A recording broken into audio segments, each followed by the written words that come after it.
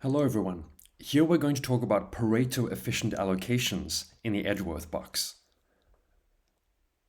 So this is the Edgeworth box that we looked at previously, and we identified that there is this point Z.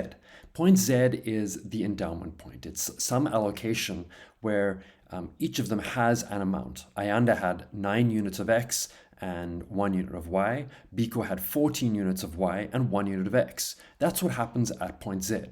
And at point Z, we also know, as to any point in an Edgeworth box, both of the players have indifference curves through that point. Okay, so both Ayanda and Biko have an indifference curve through point Z. And so we can see that that's U to B and U to A for the two players. The question is this allocation Pareto efficient?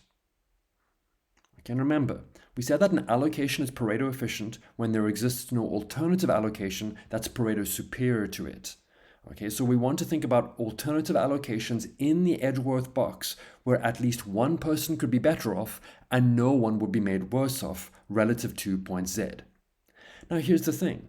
We can look at the Edgeworth box and we can see that there are going to be many different allocations that could be Pareto superior to point Z. So we're going to have to think about how to find those. And the rule that we're going to use is the marginal rate of substitution A for A is going to be equal to the marginal rate of substitution for B in the Edgeworth box. That is going to give us our Pareto efficient allocations. Okay, so the allocation Z is not Pareto efficient. The reason why is because the two players have indifference curves that intersect at that point. They have different slopes and therefore they have different marginal rates of substitution. You might think, okay, but why does that mean that they're Pareto inefficient? It means that they're Pareto inefficient because the two players have different willingness to pay. So if Ayanda's willingness to pay in good Y for good X is not equal to Biko's willingness to pay in good Y for good X, that means that there are opportunities for them to exchange their goods until such point as their willingnesses to pay are equal. When their willingness to pay are equal, that means that there are no alternative points where they could do better than the point where the marginal rate of substitution for the one is equal to the marginal rate of substitution for the other, or where A's willingness to pay is equal to B's willingness to pay. Okay, so willingness to pay to acquire one or more units of the one or the other could differ at that point. So if we go back to the figure, what can we see here? At point Z, if we're describing Ayanda's indifference curve, hers are very flat at that point. That means she has a low marginal rate of substitution. She doesn't want to pay much Y in order to get an additional unit of X. Now here's the thing. If we look at the same thing for Biko, his indifference curves are very steep. He would pay a lot of Y in order to get an additional unit of X. So this means that there are opportunities for them to do better. Remember, we had the arrow that went up from the corner there, suggesting there were opportunities for them to both do better. Here, the idea is that if A gives up some X in order to get some more Y, then she is going to do better. If B gives up some Y in order to get more X, he is going to do better. And then the point at which they're going to stop is where their willingnesses to pay are equal, or where their marginal rates of substitution are equal. So let's go back and think through that once more. What we're going to say is that there are going to be feasible Pareto improving reassignments of goods that have not been realized at point Z. They can engage in exchange with each other in order for them both to do better. Therefore, Z is not Pareto efficient. There are alternative Pareto superior allocations to point Z because their marginal rates of substitution are not equal. So the Pareto efficient curve is a term that we're going to use repeatedly throughout the book. And the idea here is that the points making up the Pareto efficient curve represent all of the allocations that are Pareto efficient.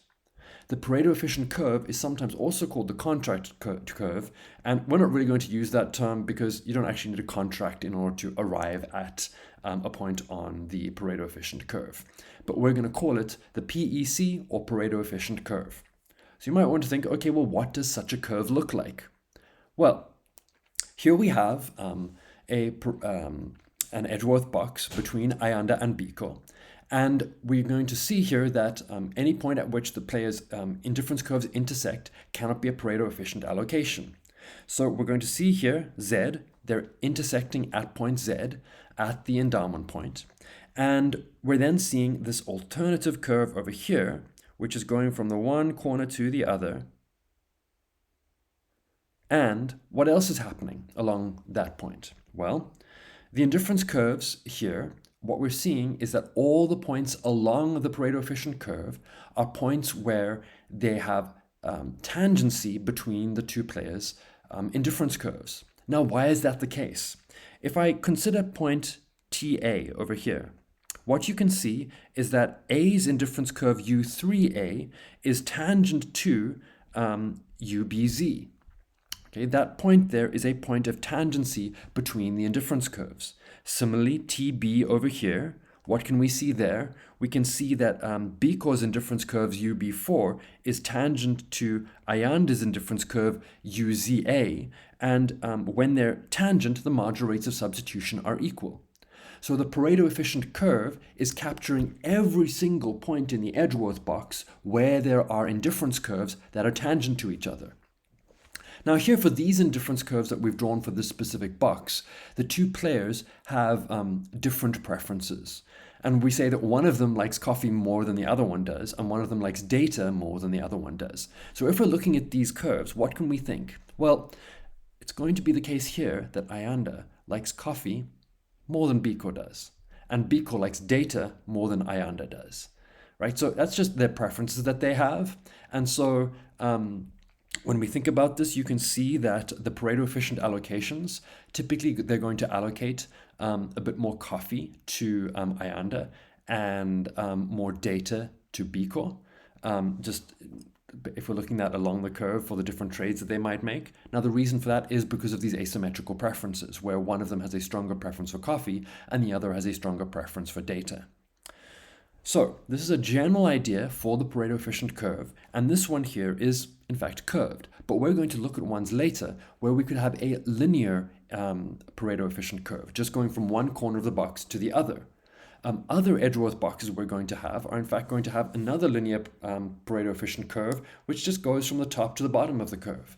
Pareto-efficient curves, the only thing that we need in order to find them is that the indifference curves are tangent at those points. Right? That's all we need to find the Pareto-efficient curve. Depending on their preferences, the shape of the Pareto-efficient curve is going to change. Sometimes it's going to be linear, sometimes it's not. Okay, so when we're thinking about this, and we're thinking about the ways of qualifying this, what are the things that we're seeing? The Pareto-efficient allocations are the ones that occur where their indifference curves are tangent. So they have the same slopes. When they have the same slopes, what happens? They have identical marginal rates of substitution. So Ayanda's marginal rate of substitution of y for x equals Biko's marginal rate of substitution of y for x, and therefore they have identical willingness to pay. The amount of y that Ayanda is willing to pay to get an additional unit of x is going to be identical to Biko's willingness to pay in y to get an additional unit of x. So when that occurs, it means that there is no feasible alternative Pareto improving exchange. They've both satisfied what they can get as much as possible in terms of what's feasible. Okay? Now, what this also means, when we think about this, and we've left a little point out there, the status quo allocation is in fact Pareto inefficient if we think about point Z. Okay, so we saw earlier that point Z is Pareto inefficient because at that point, the indifference curves were intersecting each other. When the indifference curves intersected each other, that was not a Pareto efficient allocation. But we could arrive at a Pareto efficient allocation when the marginal rate of substitution of A was equal to the marginal rate of substitution of B. Ayanda's willingness to pay was equal to Biko's willingness to pay. We are going to use this exact condition in a later video to show a way to compute the equation for the Pareto efficient curve.